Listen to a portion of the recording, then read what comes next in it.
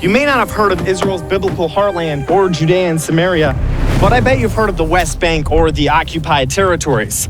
The media is obsessed with the real estate that we're standing on right now, but the crazy thing is that no one actually knows anything about this place.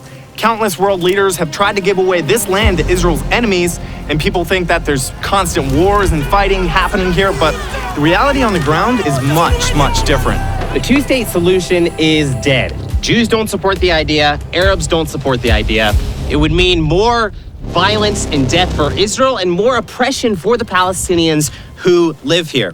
A couple of episodes ago, we explored the concept of open land here in Judea and Samaria. We showed you shots from what it looks like up in northern Samaria. Today, we came down here to Judea to show you what it looks like on the ground. What you're gonna see might shock you. From this vantage point, the fog of media bias and news and all of that can become much, much clearer. Stay tuned for a really good conversation here on what's really going on.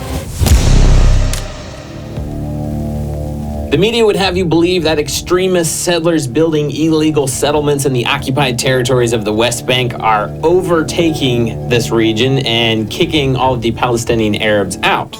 The reality on the ground, as you can see in a 360 panoramic view all around us from where we're standing right now, is completely different. The facts are is that 60% of the landmass of Judea and Samaria lies completely open. No one's there, no Jews, no Arabs. 38% is made up of Arab villages. You'll see them just thrown out all over the place. That's the Arab villages make up 38% of the landmass, and only 2% are what you're hearing about on the media as the constant problem. 2% of the landmass is the Jewish communities here. So I guess the point is that there's not a land problem, there's not a room problem. The other thing is that, as you've seen in our videos before, the Palestinian Arabs are massively building illegally in Area C on Israeli state land. And you can take a look out with a zoom lens or a pair of binoculars right behind me. All of the buildings that are in the Arab villages, around the Arab villages being built on empty land, majority of them are completely empty. And you can know that just by looking at them and seeing that they have no windows and you can see straight through the buildings. So the two main points that everyone's telling you are the big problems. One, settlements. 2% of the population, landmass here. That doesn't seem like a problem.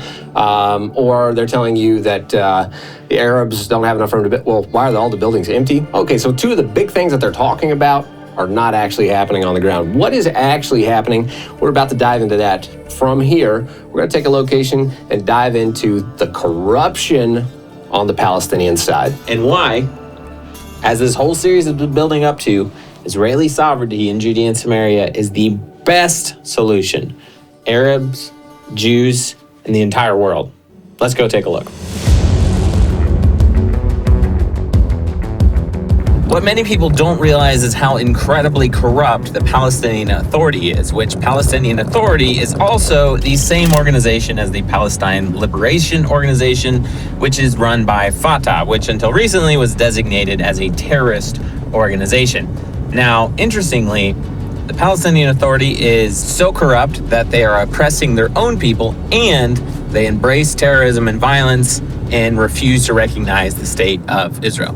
What's interesting is that actually in the Oslo Accords, in the peace agreement that Arafat signed with Israel, he actually recognized for the first time ever, a Palestinian leader had recognized the state of Israel as legitimate, and he condemned terror in that peace agreement. Has there been terror since they signed that agreement? Unfortunately, yes. Another example of that Arab Palestinian leaders specifically never keep their promises. It's only for their own corrupt political motives. A lot of people aren't familiar with the fact that this corruption goes back for a good ways now. The Grand Mufti of Jerusalem, Hajj Amin al-Husseini, was friends with Hitler and had the same ideology, the idea to rid the world of Jewish presence, destroy the state of Israel, destroy the newly founded state. He was here at that time, and this ideology that we see today was actually started by this man, and it followed down to Arafat, who became the world leader, led the Palestinian cause with the same ideology of his predecessor, Hajj Amin al-Husseini. This followed down to today. Mahmoud Abbas is the follow-up. He is the life. He's the one who's bringing the principles that these evil men of the past, the Hitler-like ideology of the Arab world, came from these men. And today, the living leader for this ideology is Mahmoud Abbas. We'll be back with the rest of today's episode in just a second. The whole world is trying to force Israel to give up its land for the creation of a terrorist-supporting Palestinian state, and we want to share with you a great way you can say no to a terrorist state and yes to a strong Israel. Our friends at Blessed by Israel offer the finest products from families and small businesses who are on the front lines of this battle to hold on to the land of Israel. Through your purchase of things like olive oil, jewelry, honey, ceramics, cosmetics, and more, you can directly invest in strengthening Israel as a Jewish state. You're strengthening real people like Batya, who makes beautiful ceramics and with her family has planted hundreds of trees on their hilltop near Itamar. When you buy soap, you're investing in Shlomo and his vision to provide a loving environment to young people with special needs. There's so many beautiful stories involved in the restoration of Judea and Samaria, and now you can be a part. Go to Blessed by Israel, blessedbyisrael.com, and make an impact today, or click the link in the description below. Now, back to the episode.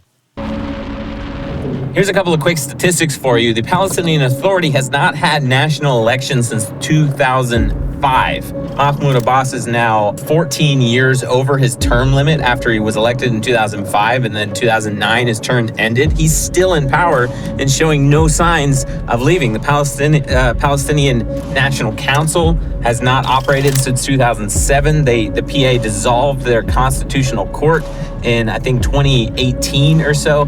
Basically, they're just a dictatorship that is barely holding it together, persecuting their own people. There's no freedom of speech. They even killed a journalist that dared to speak up about what they were doing.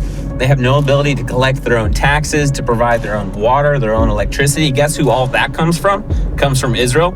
And whenever they have a crisis or an emergency, guess who they go to? They go to Israel. When people get really sick, even PA politicians, they put a request in and get transported to an Israeli hospital so they can get critical life-saving treatment. We could go on and on and on. But basically, 1967, Israel liberated these areas. Israel didn't just bring prosperity to this region for the Jewish people. They brought prosperity to this region for the Arab people as well, bringing in hospitals, schools, electricity, water, infrastructure. You name it, Israel has brought prosperity to this region, and if they were to be sovereign here, it would only take things to the next level. By the way, if you think that the Palestinian Authority is the only problem, you just need to get a different group that is able to govern a potential Palestinian state, you might want to think again, because the Palestinian Authority, controlled by Fatah, is actually the moderate group. The only other options, well, let's just give you a couple of options. You got Hamas. They took over the Gaza Strip, and so far they've shot tens of thousands of rockets into Israel and oppressed their people 5-10 times worse than the Palestinian Authority does.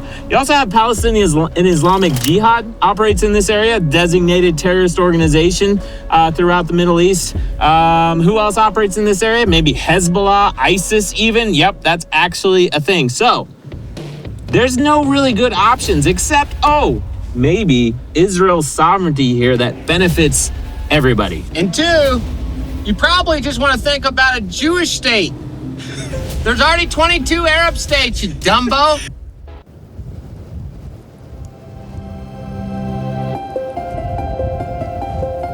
In the first episode, we discussed the borders of Israel. What would happen if the quote-unquote West Bank was turned into a Palestinian state today? The borders that are surrounding the pre-1967 borders for the state of Israel are practically impossible to defend. Why is that a problem? Because if the Palestinians were given a state with the West Bank today, it would automatically become a terror militarized zone like what happened in the Gaza Strip. It's not an option for the state of Israel to have this threat within its own country. And what is crazy is that 60% of the land here in Judea and Samaria is actually completely empty. 38% of the land is inhabited by Palestinian-Arabs, and only 2% of the land actually has Jewish settlers in it. So it absolutely makes no sense why the rest of the world would be condemning the Jewish settlers who just want to live here and build more communities. And for all those Jewish people in the world and Christians in the world, the holy sites are a big deal. We can't just glaze over that. This is a massive issue. To lose the ability to visit the holy sites of our Bible, this is a big deal, and it would be lost if this was given over to a hostile Arab state. Imagine now with me that Israel decided to apply sovereignty to Jerusalem, Judea, and Samaria. The question is, what would happen to the 1 to 2 million Arabs who call this place their home? Well, here's one idea. Israel could expel all of the terrorists, kick out anyone that teaches or promotes violence against the Jewish people, and then map out a journey for the rest of them to eventually become residents of the state of Israel.